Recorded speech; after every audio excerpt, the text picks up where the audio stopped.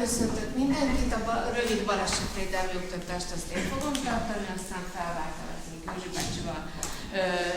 Pontosabban én segíteni fogok majd a kísérleteknél. A balesetvédelem nem azért van, hogy itt ezzel idegesítsünk benneteket, nagyon fontos dolgokat szedtünk össze.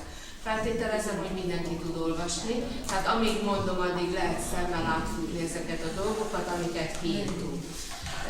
Vannak dolgok, amelyek annyira természetesek, hogy nem is akarok megállni, tehát az, hogy csak tanári engedéllyel, tanári vezetéssel, felügyelet mellett szabad végezni a kísérleteket, ez nem csak az itteni helyre igaz.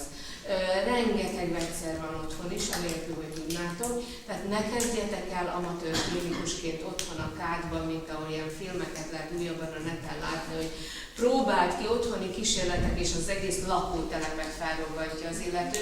Mindkettőnknek vannak olyan tanítványai, akik maradandó károsodást szenvedtek attól, sőt még tanár is, hogy a kísérlet nem volt igazán jól összerakva. Tehát ezt vegyétek nagyon-nagyon komolyan.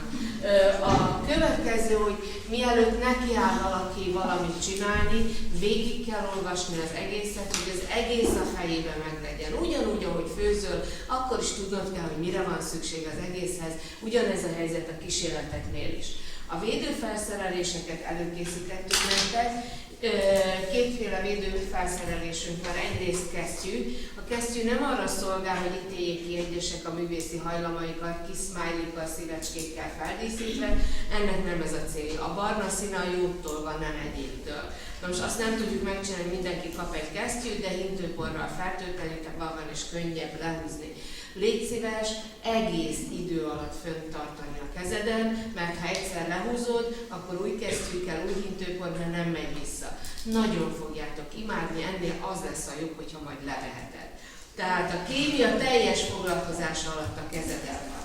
Kicsit más a helyzet a védő szemüveggel, mégpedig azért, mert ez egy méretbe készül, akinek kívül nagy a feje, annak nincs problémája, mert teljesen illeszkedik, nagyon trendi.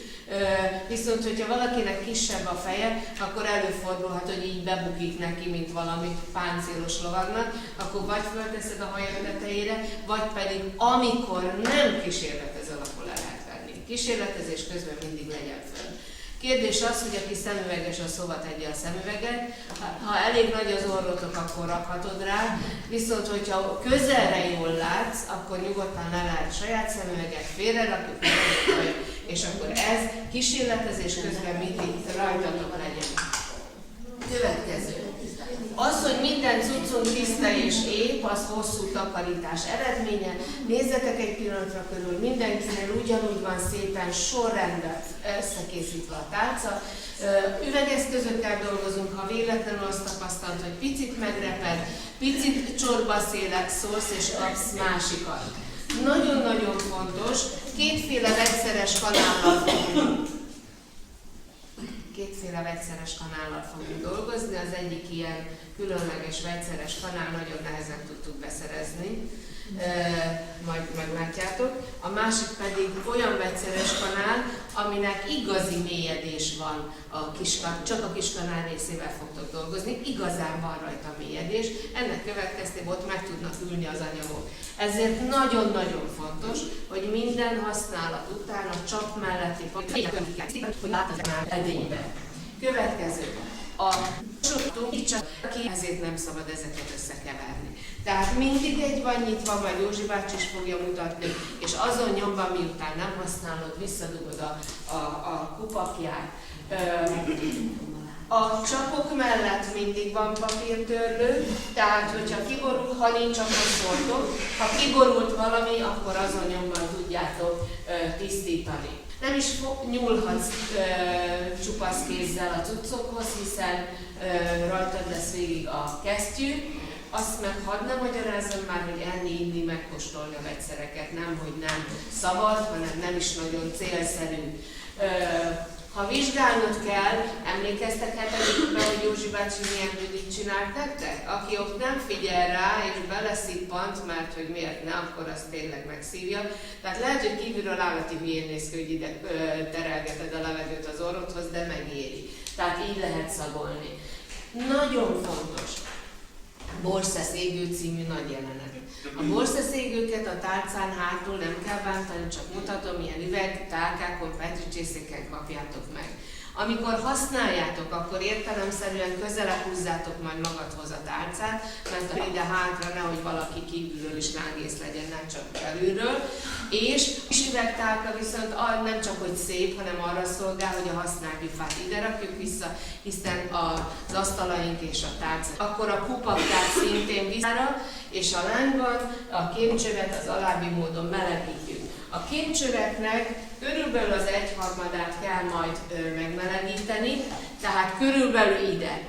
Hogyha meg akarod tölteni, oda teszed az ujjacskádat, és akkor szemmagasságban látod, hogy meddig kell engedni. Nem pedig így a hasadnál, és akkor a végén rácsurog.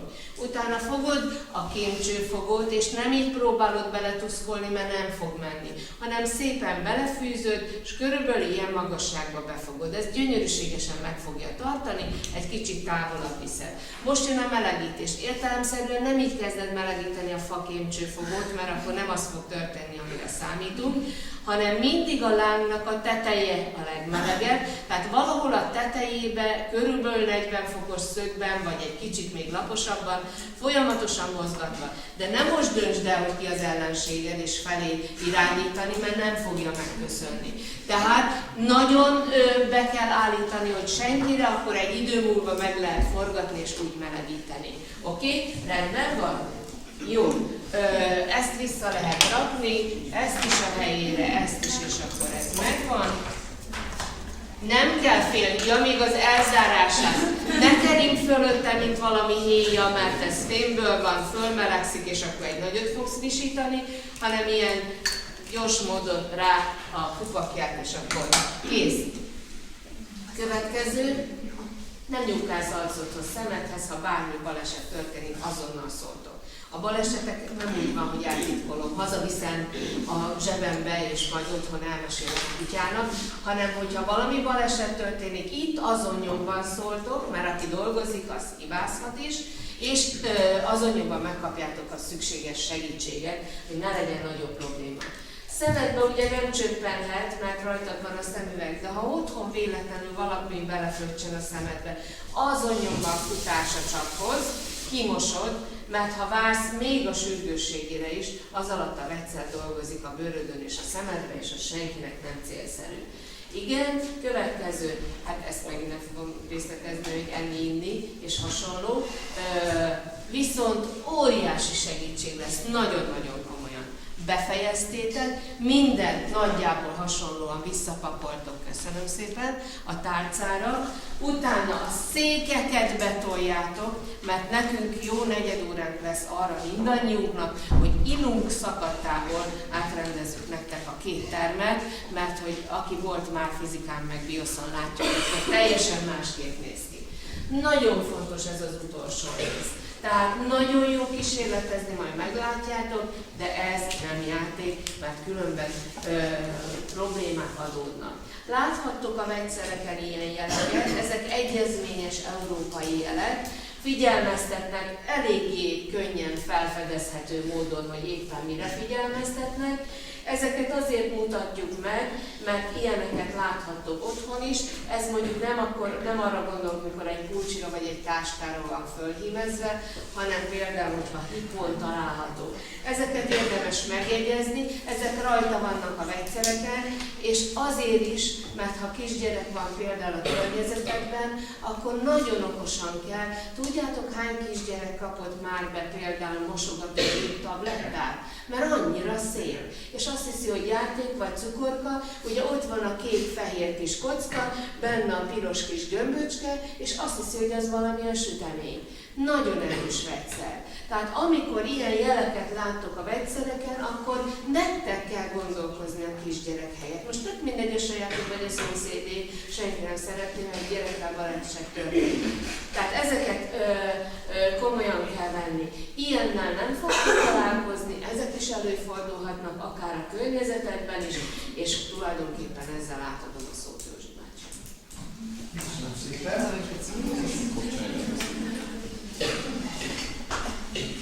Nézzük rá, hogy felvétel megye.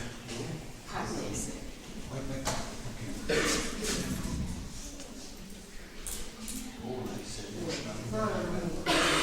Hölgyek, urak, mint egy irodalmi művet úgy építettük fel a kémia foglalkozást. Az elején és a végén 2 rövid tanári kísérlet lesz. A foglalkozást mondjuk a többségben ti fogtok kísérletet végrehajtani, 2 kísérleti kör fog majd jönni. Az első tanári bemutató kísérlet az részben volt tavaly is, ez egy kis ismétlés, de egy kis látványbevezetés, és ehhez hasonló kísérletet fogtok ti is megcsinálni, amit részben az első féléves, részben a második féléves tananyaghoz is lehet kötni, mert fémek és savak kölcsönhatása. Az a sósavról már feltételezem tanultatok, a fémek meg tudom, hogy a második félben fognak majd jönni. Most az első, egyrészt látjátok, emlékezzetek vissza, hogy megvan a cím megnevezése, hogy milyen kísérletet csinálunk, az első egy duranógászpróba lesz, utána szükséges eszközök, anyagok vannak felsorolva a feladatlapon, ezekkel nincs semmi dolgunk, mit kell csinálni, ezzel sincs dolgunk, amit majd ki kell tölteni, és hogy gyorsabban haladjunk, ilyen szövegkiegészítéses módszert használtunk már tavaly is, az idén is, míg az a tapasztalat és a magyarázat lesz. Elsőként az a kérésem, hogy a jobb felső sarokban a nevedet, az osztályodat írd fel, tehát név és osztály.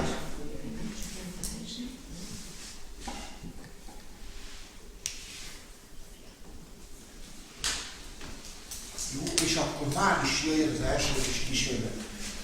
Igaz, itt egyben újra ismétlésként igaz a legtöbb használat előjön vissza, tehát amikor az első tanulói kísérleti csoport jön, akkor az egyik között majd a savat fogja kezelni, a sósavat, ő fogja ráönteni, a másik meg a tüzes ember lesz, akkor igaz majd szépen, ezért kell, hogy pár legyen, igen. Jó, ezért kell majd a tanári, tehát az asztaloknak úgymond a felső csücskébe kirakni a hosszaszégőt, igaz, meggyújtjuk, tehát leveszem a kis kupakot, meggyújtom az égőt, és az első kísérlet alatt az végig nyugodtan égve maradhat, nem kell minden egyes kísérletnél eloltani. A gyufát igaz, belerakom a petricsészébe, az elhasznált gyufát, mellé a gyufás dobozt. Oké? A gyújtópálcát is kell használnotok, amikor az égig az hosszabb parás keletkezhet rajtuk, egyszer hozzányomod majd a lombikhoz, letörik, és utána szépen lehet tovább dolgozni. Az első kísérletnél azért gyújtottam, mert elég gyors, akkor már nem lesz időm vele molyolni.